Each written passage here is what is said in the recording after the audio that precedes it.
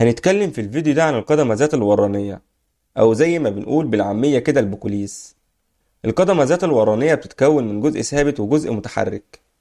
الجزء الثابت بيتقال عليها المسطرة الرئيسية، والجزء المتحرك اسمه الورانية.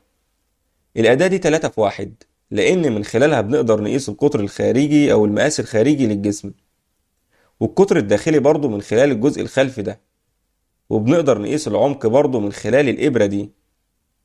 القدمة ذات الورانية في معظم الوقت القياسات اللي مكتوب عليها بتكون بوحدتين، وهما الإنش والمليمتر. اللي فوق القياس بالإنش. الأرقام الصحيحة بتبقى مكتوبة على المسطرة الثابتة، أما الرقم العشري اللي بنضيفه على الرقم الصحيح بيبقى مكتوب على الجزء المتحرك. بتلاقي مثلا 8 شرط ورقم مكتوب جنبهم، وليكن 1/128 إنش. الرقم ده يعني إيه؟ اللي عملوه إنهم خدوا الإنش وقسموه 16 جزء، وبالتالي أصبح 1/16. وال1/16 من البوصة دول اتقسموا ل8 أجزاء، اللي هم عدد الشرط دول، وبالتالي أصبح 1/16 في 1/8 هيدينا 1/128. يعني كل شرطة من دول 1/128 إنش. نيجي بقى للمقاس الأهم واللي بالملي، واللي بيكون تحت.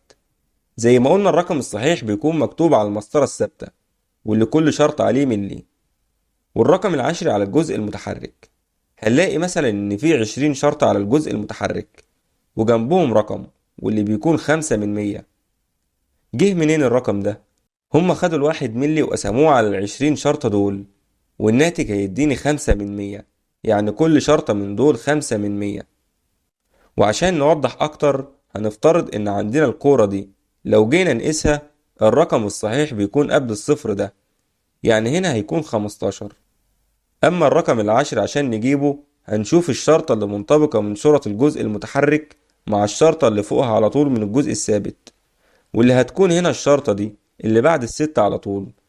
يعني الرقم العاشر هيكون 65/100، وبالتالي الرقم النهائي هيكون 15 و65%.